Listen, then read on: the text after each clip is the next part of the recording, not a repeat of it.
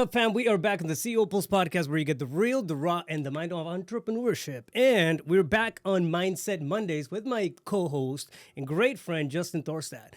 Today, Justin came up with the idea to tackle this topic, and I think it's very, very relevant, right? And it's the conversation about overwhelm. As entrepreneurs and as individuals, period, we oftentimes come across different choices and sets of options and opportunities, and it can be daunting. It can be one of those things that gets real noisy real fast. So how to deal with overwhelm from an entrepreneur standpoint, and more importantly, like from an individual standpoint, I think it's going to be a really, really enticing conversation. Bro, great to have you again and hosting this podcast with me. So let's roll. Let's get right into it. I'm so excited. And I love this topic too, because who doesn't experience overwhelm? Yeah. Right?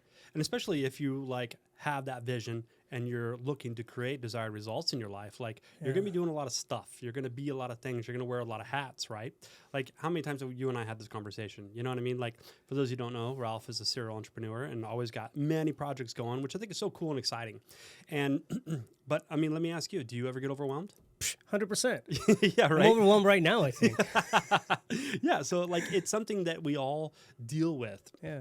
And so what I just took a look at for my own life is, instead of fighting overwhelm, how do I work with it? How do I use this as a gift? How do I use this to catapult me into bigger, better results in my life, right? And so first, though, I mean, let's talk about overwhelm. Again, I don't think overwhelm is a bad thing. I really don't. In fact, I welcome it. When I find myself in overwhelm, I'm like, okay, I'm noticing. So a couple steps. Step number 1, stop. Just stop for a minute. Take a deep breath, 3 to 6 just deep conscious breaths, and center yourself. Get to the point where you're present in that moment. Okay, what am I so overwhelmed about? And so last week, the week before last actually, in a lot of overwhelm. I had a lot of things going on and just super scattered all over the place, and left unchecked, found myself paying prices for overwhelm by not catching it, not having the awareness that I was overwhelmed. There's massive prices to pay.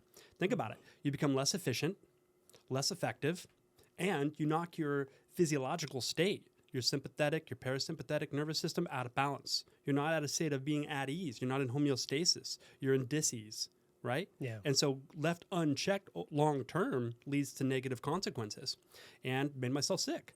I was so proud that I made it through, nearly 2 years of not catching COVID, because I'm just at ease.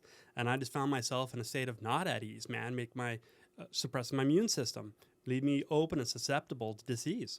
And so it was a wonderful teacher to just stop, regroup, center, and okay, let me reset my focus here. And so, as you and I have talked in the past about overwhelm, here's why I think it's such a great teacher. Because if I'm in overwhelm, just myself personally, it gives me a chance, an opportunity to take a look at what's on my plate. Where are all these responsibilities coming from? Why are they here? And so I get to sit down with each and every one of them, which also gives me the opportunity to get a to-do list, a punch list, and then prioritize that. But most important, looking at those different categories and saying, okay, which part of these that are on my plate, these roles, these responsibilities that I have, which ones did I intentionally put on my plate through true choice? And true choice meaning that's because that's something I want to do. That's something I want to go create. This is fun and play. I get to do this. Because true choice is really that state of being, of playing to win. Versus those other things that could be on your plate that are false choice. And false choice things come from an attitude and a state of playing not to lose. And the energy between those two states, playing to win and playing not to lose, are just worlds apart.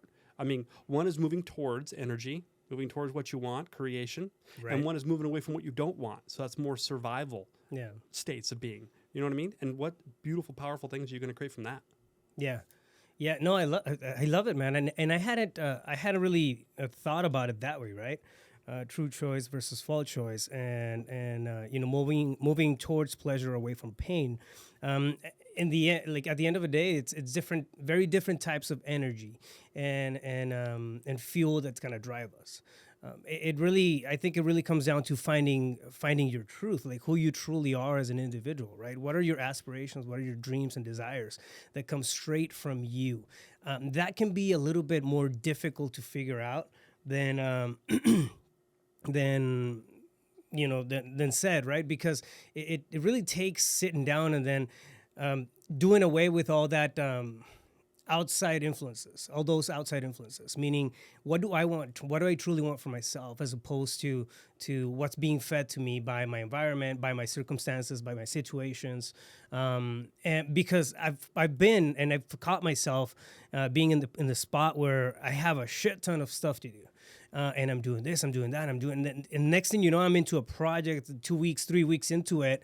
And I was like, the fuck, I don't even want to do this. Like, this is not, it's like a borrowed headache. Yeah. And it's not lining up to my truth, to the person who I truly am, right?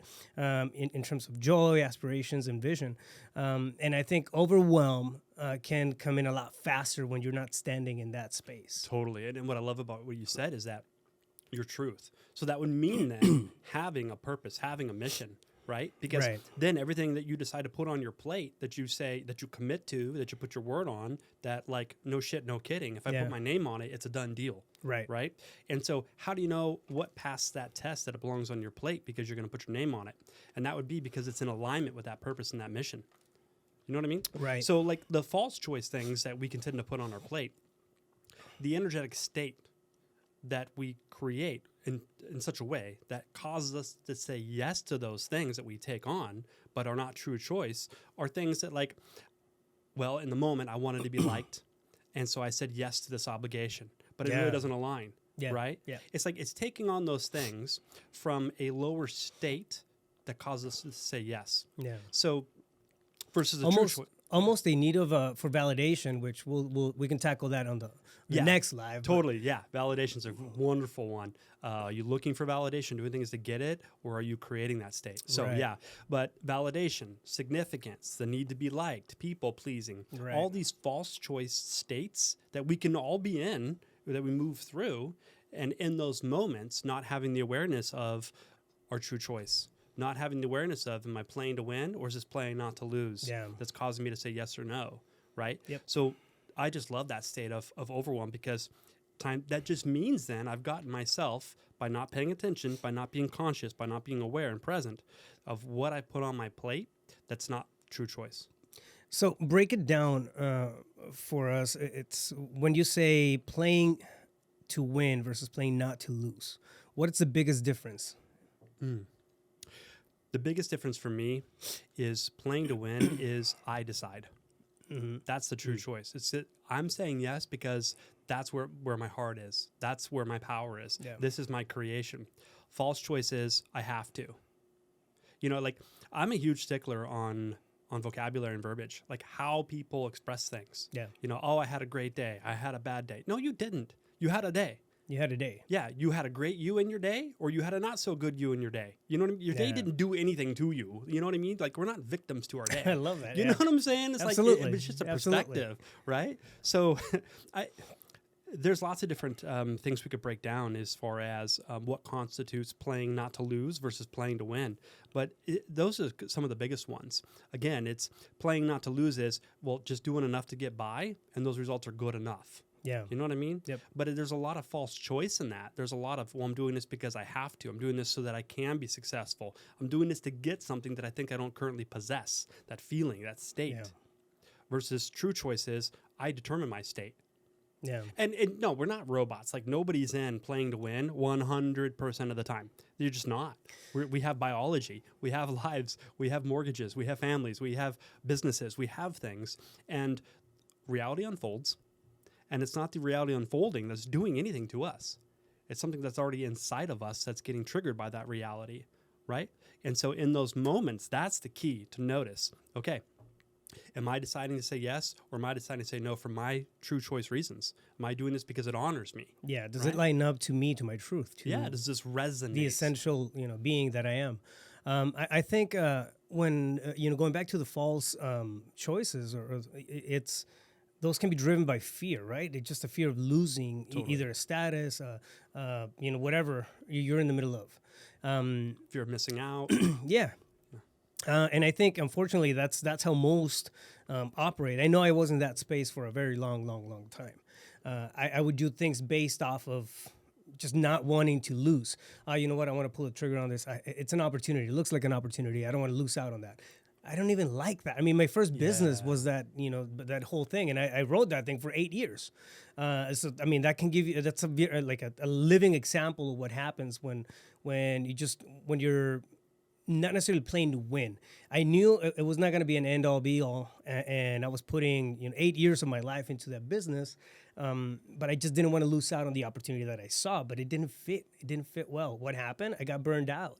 It took an emotional toll on me when I was in my mid-20s. It's like super early to have an emotional toll, and I was having emotional problems and breakdowns and stuff like that. So, but I wasn't standing in my truth. That was a false choice. Absolutely. Yeah. Well, I love that, man. It makes a lot of sense. It does. Yeah. You're a very smart person. I don't care what anybody says. Thank you. I appreciate that. I'll take it. I practice receiving compliments. I'm really good at giving compliments. So the other thing too is like, okay, so most people say, well, Justin, this doesn't make sense to me because what's on my plate is, maybe you're a single parent. And it's like, okay, I got to help the kids with their schoolwork. The house needs to be cleaned. Trash needs to be taken out. There's grocery shopping. I don't want to do any of that. But that's a responsibility and obligation I have. Okay, cool story, bro. That's just a bullshit excuse. Yeah. Because let's take a look at this. So if you're responsible to clean your house, to do your landscaping, to clean your pool, why do you think that that's your responsibility and obligation? That's not something that can be outsourced? You can't hire that out? Yeah. The biggest way to stay out of overwhelm the majority of the times is this one simple thing. Stop doing shit you hate. No. Period. Yeah. I mean, that's some of the greatest life advice that I've ever heard. But Justin, that is so complicated. But it's really not. So here's the deal. I have a housekeeper. Yeah. I don't scrub my toilets. I don't wash my floors. I don't do my laundry. Yeah. And it's not it's not that stuff is that I'm above that stuff. That's not it at all. But I look at it and say, is that the highest and best use of my time and my talents? Yeah. Of course not. Obviously not. Yet it must get done. Yeah. But no one said it had to get done by me. Yeah. You know what I mean? Yeah. I don't go out and do my landscaping. Now listen, if you're going to say, well, that dude's full of shit, I love doing my landscaping. It's my time to be by myself and not think and just see the fruits of my labor. Cool, do that. I said stop doing shit you hate. Yeah. Not things you love. I love fishing. That's my R&R. You know what I mean? It's mindless. I'm just in nature. Yeah. So my point is, now if you take a look at your kids, right? What can you give your kids as roles and responsibilities to teach them to contribute to the household, to give them an opportunity to step up and learn new skills and things of that nature? You know what I mean? Because even when your kid leaves the house, they're not going to have the money to go hire a housekeeper and a landscaper and a pool person. You know what I mean? So they got to learn to do these things on their own. And these are just fundamental life skills. Yeah. So can you do things to teach them responsibility? And now you don't have to do it. You know what I'm saying? Yeah. So taking a look at all those other BS type obligations and responsibilities that must get done and just have an honest conversation with self and say, does this have to get done by me? This is one thing that I see, especially with a lot of students actually go through this process, right? They're so anchored into doing things a certain way. They're so anchored into the thought of I can't because I have a 9 to 5. I don't have time to do this. I don't have time to do that. Between the 9 to 5, you're building somebody else's dream. Totally. After the 5, you're building your own dream, right? What happens is that a lot of people get comfortable and they go home and they sit down and watch Netflix and I'm tired. I don't have the energy. I don't drink some coffee. Do whatever you need to do, but squeeze 2 hours out of the day to work on yourself. When you do that, and you're proactive about that growth, you're proactive and focused on that time, you're going to create something, right? You're going to find a path. When you're going through life, unless you ended up in working for somebody else or in a company and whatnot by design, meaning that you really you crave that as a child, for example, firemen or police officers. Mm-hmm. I know people who want to be cops since they were 2 years old. Yeah, right? Totally. And that's perfectly fine. They're living that that space, they're living that dream. What I'm saying is that people get caught in this loophole, right? And it's really a situational loophole because you get caught in that space and you feel like you're tied and anchored and not able to do anything else, which is a fallacy. It's a lie. You have the time or the opportunity to come in and then squeeze an extra hour, do 2 hours. Totally. Everybody does it. I mean, well, not everybody, but a lot of people do it, and entrepreneurs have to do it that way most of the time. If you're not, born into money, born into a business, or inherited or something. If you're doing a bootstrap, especially, 100%, you're gonna do something like that, right? You're gonna build your own dream on your own terms. Now, what I'm trying to get to is, you first wire your mindset around that idea, right? Okay, I'm building. I gotta live. This is my survival, bread and butter. time. Yeah, bread and butter. This is my survival time. I'm not saying do away with that. I'm saying, focus on your growth, focus on your future, your journey, where you want to get to, and then commit a couple hours out of the day to doing that kind of stuff so you can grow as a person. You're gonna find out what your highest and best use is. And yeah, dude, I mean, I know that an hour of me focusing on working in my business, on my business, not in it, or developing or coaching or doing something else is a lot better than me spending an hour washing clothes. So you delegate that. Totally. You know what I mean? And so just so that we're clear, yeah, we're not knocking on people that have 9 to 5s. You said, basically what I heard you say is not those people that have a 9 to 5 because they're living a purpose-driven life, like civil servants. Like I've got this agent at my brokerage, and he does a good amount of business. Yet he went and got a job at the emergency relief management. I forget what it's called, but basically that, like when there's massive floods here in our state. Yeah. Right. Like, and he said, they pay me to go do this, and I would do it for free. I'd volunteer. Yeah. He comes from military background, and he just has that mentality and that purpose-driven life of civil servant. That links back into your truth, right? Absolutely. Yeah. So, but we're talking about the people that are stuck think they're stuck anyways, at a 9 to 5 because, well, you don't, Raph, Justin, you don't understand. I've got bills to pay. I got a family to feed. I got a mortgage and da-da-da. It's like, again, cool story, bro. Yeah. Like, cool, go do that. But then when you're off at 5, you got plenty of fucking time. Yeah. Because you don't got to be working until 9 a.m. Yeah. Right? Like, I heard this quote, and I thought it was so awesome. A salary is what people give you as a pill for you to forget about your dreams. Oh, yeah.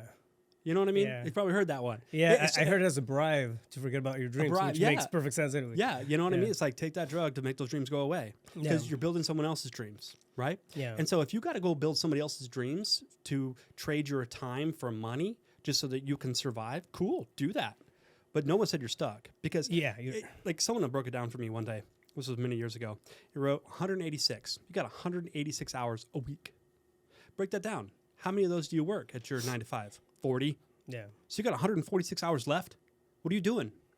Okay, I'm going to delegate because how much does it cost to have a housekeeper and get your laundry done and all that? I mean, I pay like $100 biweekly.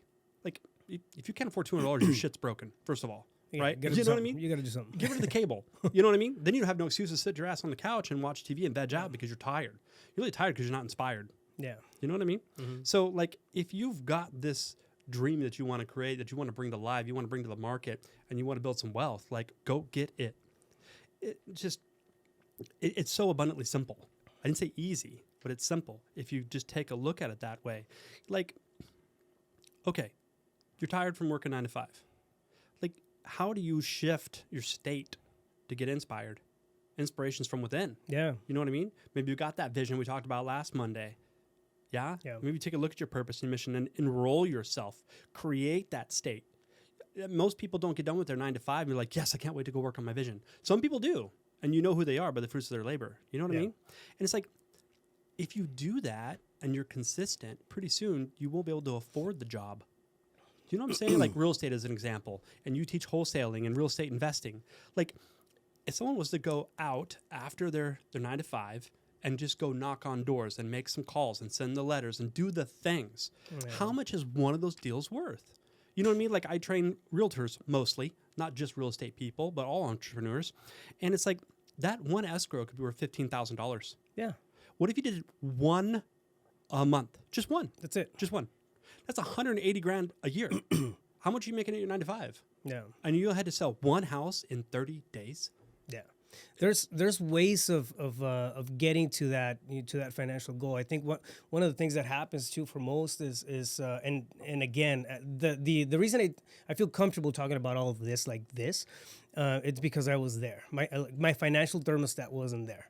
You know what I mean? I had my financial thermostat wired set to 60K a year, and for some reason I would get to 60K, and if I was about to pass it, I would do some type of self-sabotage. governor. Yeah, and then boom, it would just bring me back down to this, and I struggled with that for a long, long time. It got better, as I launched my first business, and it kind of went, but it was a progressive action until I realized what was happening. One of the things that stops people on their tracks too is that feeling of overwhelm. It's scary. It's not nice. It's way outside of our comfort zones. If we are feeling overwhelmed, it's because we're not in that comfortable space that we quote unquote enjoy being. The comfort zone is not so comfortable, bro. I mean, it means mostly living paycheck to paycheck and making ends meet and it's staying a dream killer. Yeah, and staying in that survival mode. I mean, which is I think it's important to acknowledge. And that feeling of overwhelm, it's what keeps people awake at night. I think it also comes down to having a lack of clarity over the direction that we want to head in. Totally. Well, the thing about the comfort zone too is that, like, think about it. If I'm going to go do a thing, let's say after my 9 to 5, or maybe you don't have a 9 to 5 and you are an entrepreneur, but I'm staying within my comfort zone. If it's comfortable, that means then, by definition, I've already experienced this before. I have a memory of it. Yeah. Which means then, what am I doing? I'm consciously and or unconsciously operating from memories of the past. And if I'm always operating from memories of the past, I'm not having new experiences, new choices, new decisions that lead to new experiences, which lead to new emotions, which correspond to new thoughts. That means that I'm going to be predictable in my future. Right. You know what I mean? So overwhelm is like, okay, I got a lot going on. I don't know what I'm doing. I feel insufficient. Like, yes, right. Of course you are insufficient. Yeah. You're doing something new. Yeah. Like, what the hell do you know? And like, you can look at that as exciting opportunities to go have new experiences that lead to new emotions, which correspond with new thoughts. Like, you're literally becoming somebody new. Like, how exciting is that? And stepping into those new territories and expanding that comfort zone, like, that is where the life of your dreams exists. Yeah, you're taking yourself to a whole new level. Yeah, if the life of your dreams existed in your comfort zone, you'd already have it. Yeah. You know what I mean? Yeah. Like, it'll already be here. And I know a good number of people that are there. Like, that's all they want to aim at. They're super happy. They're not necessarily going out there and doing the whole entrepreneur thing, but they're living a happy life, right? They're fulfilled. There's a sense of fulfillment, which I think it's important. And again, it's like you said earlier, it's not bashing on anybody. It's just, if you're in a space where you feel like you want more, like you desire more, like, oh, you know what, I should be there's some type of itch just going on, and then, slapping you across the face in the middle of the night, telling you to wake the fuck up and then follow your dreams or create the life that you desire. Like, that's a red flag, right? You got to find ways to get around the procrastination or the stuff that's going to stop you. And one of the fastest things that we come across is overwhelm. Why? Because we're used to handling this one thing. We're used to just, I don't know, just showing up to work, clocking in, and then doing the 5 things that our job requires, and then clocking out, and that's it. That's the mind span that we have. That's the capacity that we're used to operating under, right? Not that we can handle, but the capacity that we're used to. Whenever you rev that up, and then you go to that next level, it's gonna demand a whole new person. It's gonna demand a whole new set of responsibilities. Yeah. One of the biggest fears, bro, that I see time and time again is people hiring. All right.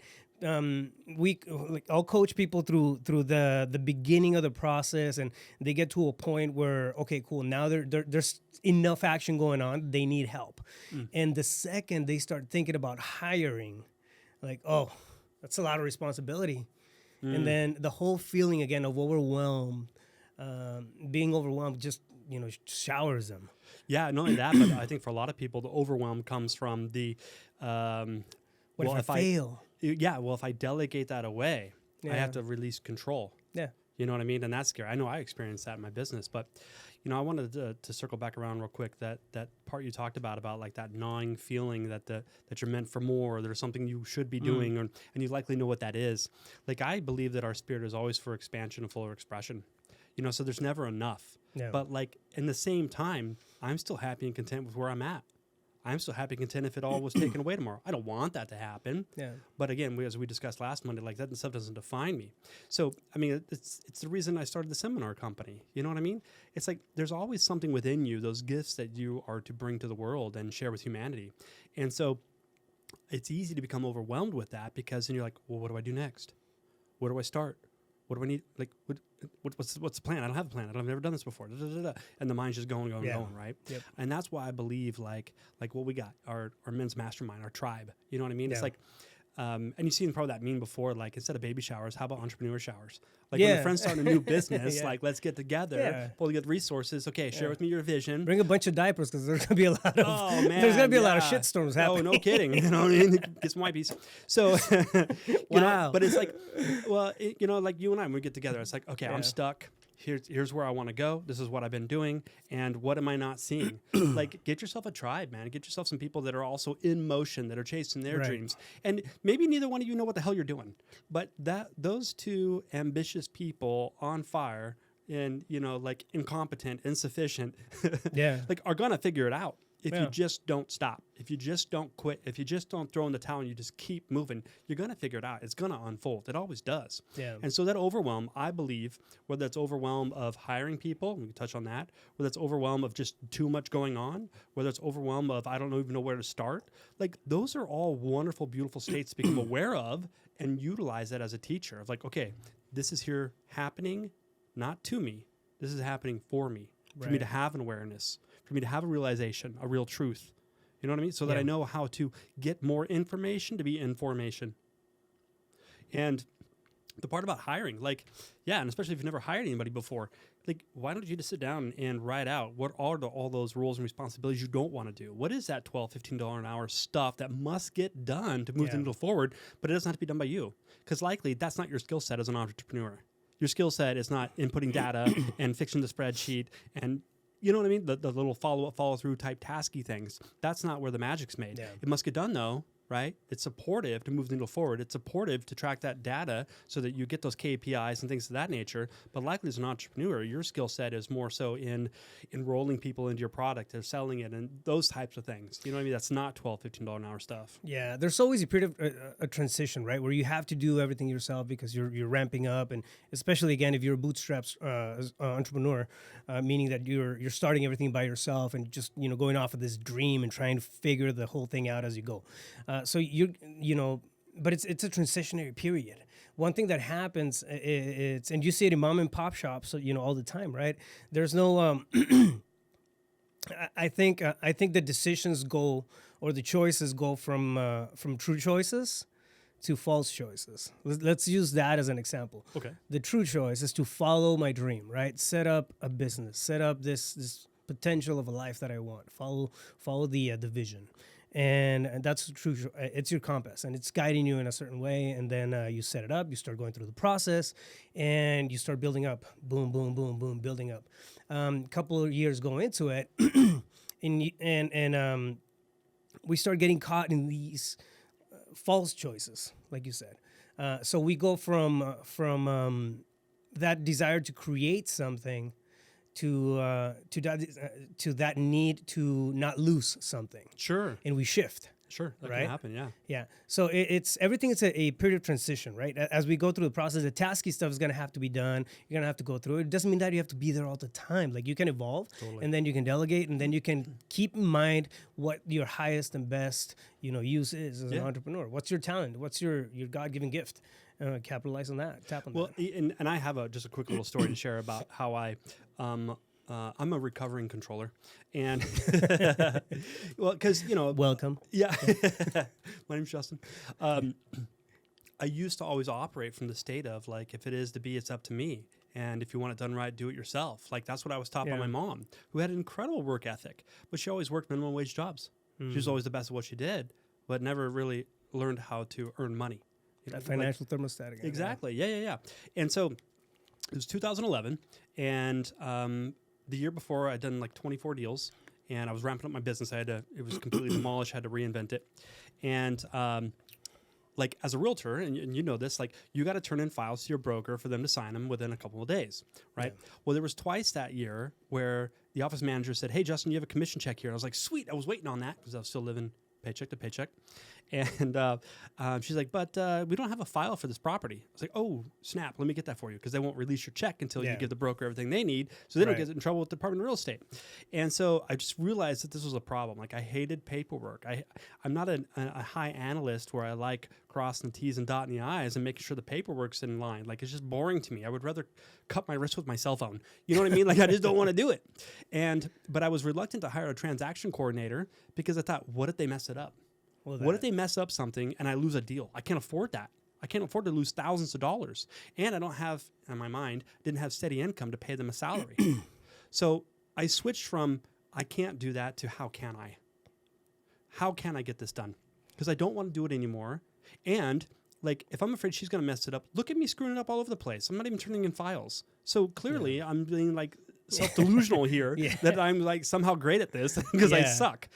And so anyways, I worked out a financial model where that I paid her a percentage of that deal, so I didn't have to actually shell out cash, right? But check it out. This was the real magic. So I hired her about October that year that I was on track to do 24 deals. By hiring her and integrating her into the business and having her take over certain roles to chase down documents, clients, lenders, escrow officers, and just orchestrating the transaction, that left me to do just one thing: go get new business, and then already to handle the business that I was getting. Yeah. That's all I had to do. So all I had to do was basically answer my phone and go on appointments. That's it. Get people under contract and do my deal. Yeah. Do what I do. Do what I do best. The next year, without no new marketing, doing nothing different, just getting all of that stuff out of my mental bandwidth. Like if this was my mental bandwidth and this much was taken up by just bullshit stuff and I got rid of that, now I get to reinvest this, reallocate that into what does move the needle forward. So that's what I did. So I went from 24 deals to the next 12 months, 46. Because energy flows where attention goes. Right. And so if I'm paying attention to the things that matter most, that's also increasing my intention, my emotional state, and connecting to the energy of what I truly desire. And now I'm all in focused. Yeah. So if you want Love to it. increase your business by nearly 200%, what if you just got some stuff off your mental bandwidth that's on your plate that you think you got to do, or no one can do it better than you, but you really suck at it, Yeah. and start delegating some of that stuff? Because there's people out there that'll do it better than you for a very small amount of money too. And like you were talking about earlier, they love doing it. Like this lady That's that her was my thing. That's her transaction jam. coordinator, Yeah. she loved it. She was a retired school teacher, and she straight up like paper files and pencil. You know what I mean? Like not even computer. And I was like, well, that's kind of weird, but whatever. It's working. She's getting it done. She loves her job, and it was just a beautiful marriage. Yeah. You know? I love it, man. So to kind of bring it full circle here, it's what do you do to deal with overwhelm? So I carve out some time, typically in the evening, when I can just relax. I'll probably just do a meditation to really ground myself and just get calm. And then I can take an objective look at, okay, let me check all my emails. Let me just flush that out because I'm feeling behind. Let me take a look at what are really my 90-day goals and how am I doing. Yeah. Let me take a look at these other roles and responsibilities, the things that have been weighing heavy on my heart and mind, and let me just map it all out. Let me get clear on where I am, point A. You know what I mean? Like if I were to hand you a map, drop you off in the middle of nowhere and give you a map and a compass and say, find point B, what would you have to know first? Where point B is. Where am I? Yeah. And in relation to point B, you know what I mean? Yeah. Point A, like you want to lose weight, step on the scale. Where am I today? So get an honest assessment of where you are. Yes, it takes some energy. Yes, it takes time. But if you're in overwhelm, what in the hell else are you doing that's more important than that? Yeah. Because if you don't get clear on where I am and where I need to go, where I want to go, and what this is going to look like, if you don't get clear on that, like you're just going to continue to be in chaos, in reactive mode, in a false choice mode, in playing not to lose mode. You won't be efficient with your time. You won't be effective with your state and your presence. Like you're just creating more shit. Yeah. So that's step number one for me. Let me just stop, time out. Let me get clear. Yeah. You know what I mean? That's exactly what I do to deal with overwhelm. And I just put up, a couple of weeks ago, I think I put up a video on how to deal with procrastination and feeling, that sense of overwhelm. And it's figuring out, it's getting clear about your actions. And the name of it is "This is why you're procrastinating." It's because there's a lack of clarity. So one thing is vision, right? One thing is to craft that vision in that direction that we want to head in, and the grand scheme of things that we want to work off of. The other one is actually breaking it down and what are the actionables? What's the direction that I want to take? Now, lining up tasks is one thing, but clarity is not just the to-do list. Clarity also comes into play, at a internal level. Totally. Okay, cool. Why is my mind foggy? Why can't I think? How is my health? How are my relationships? Why do I feel like I have no energy to do any of the stuff that I need to do? And getting clear on that. Is it because your physical health is it's just not there? What do you need to come in and then figure out there? And really breaking it down. One thing that's working well for me, it's every day, I started doing this not too long ago. I wish I would have started a long time before. But it's setting up a few hours a day for focus. And I really call it, I put it in my schedule. So it's in there. That way nobody can book time during my focus time. Yeah. And it's just focus time, all right? It's me looking at the to-do list. It's me looking at where am I at emotionally, where's my mindset, and then just getting clear. But I do that every single day, right? Yeah. And come back to that space. And it gives me like a moment of breathing. Right before the podcast, I came in from the gym. I was still sweating right now when we started recording. So we go from the tendency to go from one thing to the next, and then to back appointments, and then I have 15 Grind. minutes here. I have 15 minutes here. What else can I squeeze in? Like, what else can I be productive in those 15 minutes? Like, no, you got to build that time for yourself. I call it focus time, but it's really time. It's like a reset. It's a buffer to do me. At that point in time. I love that because every morning I have not only do I have my morning practice, my morning ritual. Yeah, like we were I have talking that about too, last yeah. week. You know what I mean? And I know you're an advocate of that as well. But how about a business ritual? How about first thing in the morning? That's however much time you require, whether it's 30 minutes, an hour, 2 hours, doesn't matter. To sit and get clear and be like, okay, what is my focus today? Let me check my schedule. Yeah. Let me check my business plan. Like, what is the highest and best use of my time today? And let me take a list of my roles and responsibilities and what must get done today. And sometimes those are like scary phone calls.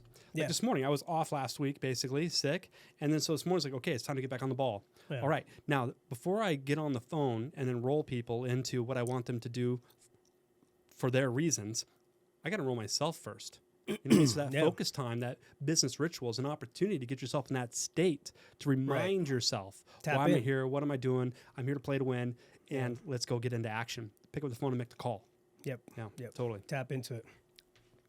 Sweet, man. It's overwhelm is one of those things that I think it's always going to be a thing, right? Yeah. It doesn't matter. I mean, we're not, if you're a yogi or like yogis, I'm pretty sure they get overwhelmed too.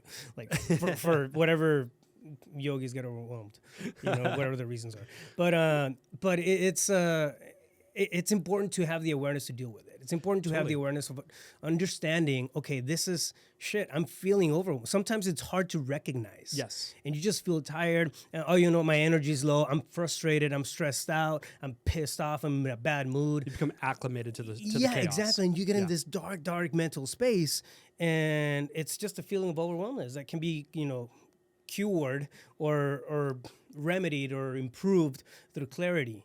Or taking a gap, right, just to sit there with ourselves and think about the actions going forward. Absolutely, yeah. So really, in summary on overwhelm, again, I just want to reiterate to people that when you have the awareness, I'm overwhelmed.